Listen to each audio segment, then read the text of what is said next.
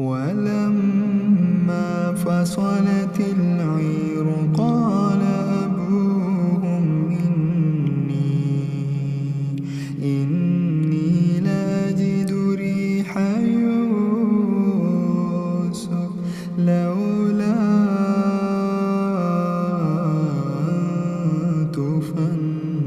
تفندون قالوا تالله إنك لفي ضلالك القديم فلما جاء البشير ألقاه على وجهه فارتد بصيرا قال ألم أقل لكم إني أعلم من الله ما لا تعلمون قالوا يا أبانا استغفر لنا ذنوبنا إنا كنا خاطئين قال سوف أستغفر لكم ربي إنه هو الغفور الرحيم فلما دخلوا على يوسف آوى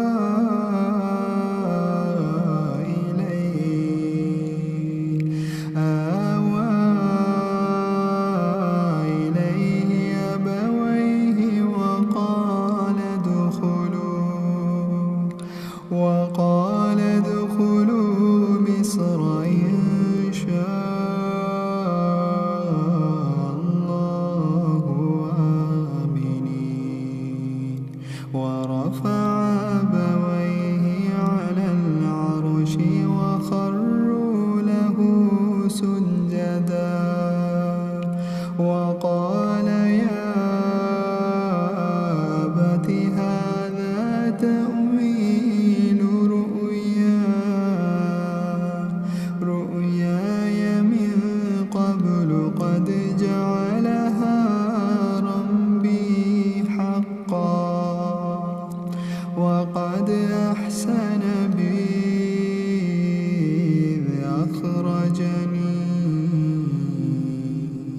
إذ أخرجني من السجن وجاء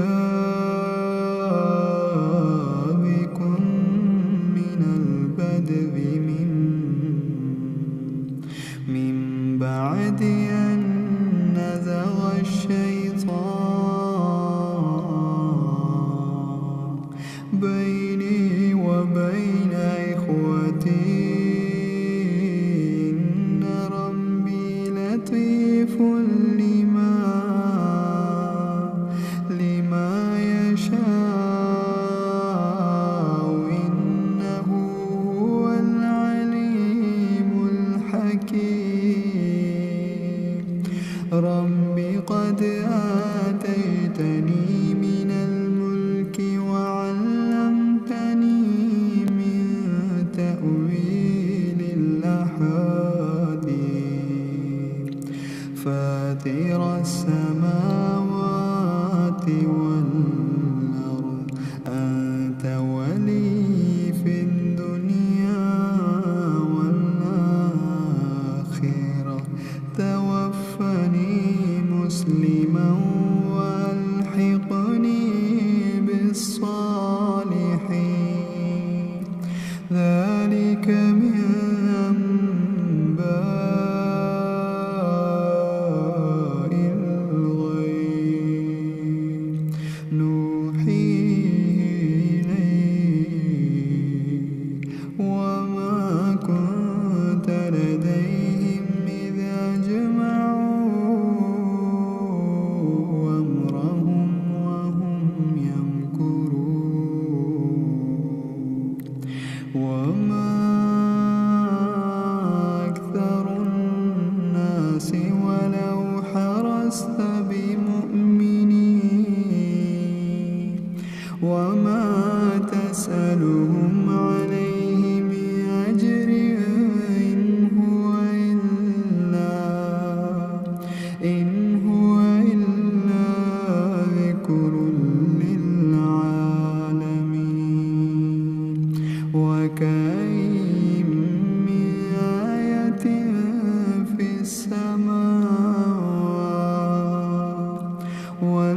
الأرض يمرون عليها وهم عنها معرضون وما يؤمن أكثرهم بالله إلا وهم مشركون أفامنوا أن تأتيهم غاشية من عذاب الله أو تأتيهم الساعة بغتة وهم لا يشعرون قل هذه سبيلي يدعو إلى الله على بصيرة أنا ومن اتبعني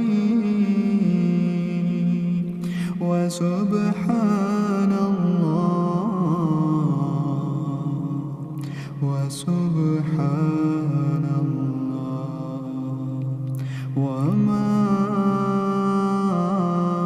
أنا من المشركين وما أرسلنا من قبلك إلا رجالا نوحي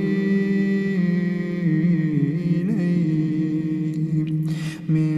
أهل القرى أفلم يسيروا في الأرض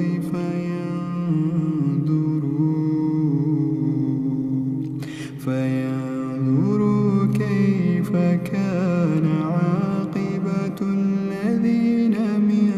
قبلهم ولدار الآخرة خير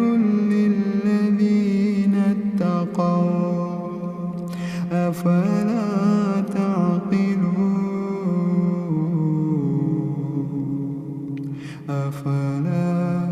تعقلون حتى إذا استيأس الرسل وظنوا أنهم قد كذبوا جاءهم نصرنا فننجي من نشاء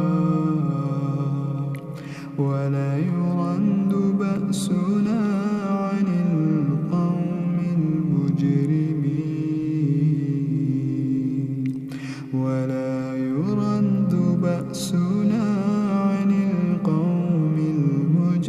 المجرمين لقد كان في قصصهم عبرة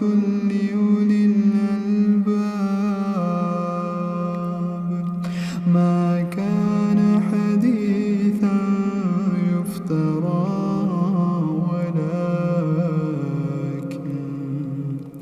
ولكن تصديق الذي